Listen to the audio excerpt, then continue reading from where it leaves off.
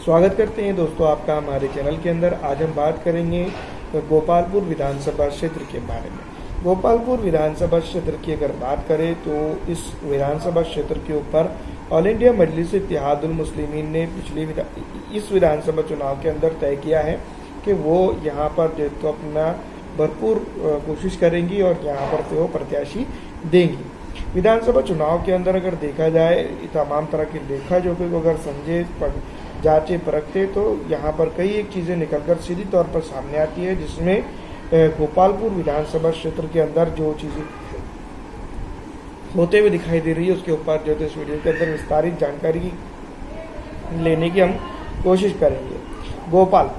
गोपालपुर की अगर बात की जाए तो यहाँ पर जो परसेंटेज है, जो मुस्लिम परसेंटेज है या फिर अदर जो है तो परसेंटेज है, वो काफ़ी बैलेंस है गोपालपुर विधानसभा क्षेत्र के अंदर, क्योंकि हम जानते हैं कि इस इलाके के अंदर कौन कितने ताकतवर है और कौन कितना पिछड़ा हुआ है।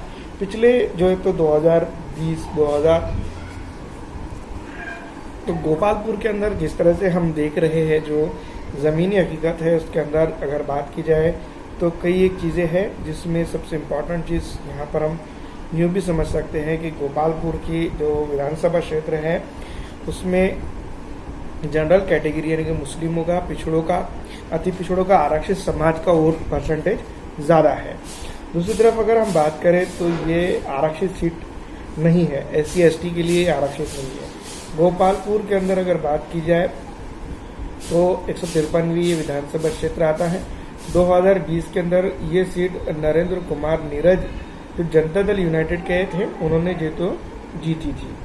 सबसे इम्पोर्टेंट बात ये तो यहाँ पर जो तो ये सीधी तौर पर हम ये बात समझ सकते हैं कि ये सीट के हारने का मलाल और ना ही जीतने का मलाल जो है तो RJD को इस विधानसभा क्षेत्र तक जो हद तक हम ये बात कह सकते हैं कि नहीं होना चाहिए।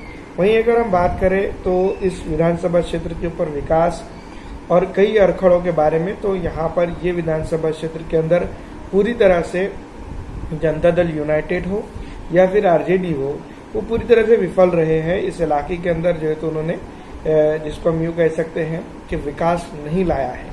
तो यहाँ पर जो है तो गोपालपुर के अंदर सिर्फ जनता का मानना यही है कि कोई भी आओ वो विकास करके जाओ। तो MIM यहाँ पर फिलहाल अगर देखा जाए तो वो फिट बैठती है। अगर MIM यहाँ पर विकास करने के काम करती है या विकास के लिए एकजुट होकर काम करती है तो ये अपने आप में बहुत बड़ी बात है। तो बिहार की जनता जो है तो इसके ऊपर चीख के कहते हुए नजर आ रही है, और जो है तो विकास अगर इस इलाके के अंदर हो जाता है तो ये सबसे अहम रहेगा। आपको क्या लगता है कमेंट करके ज़रूर बताएं।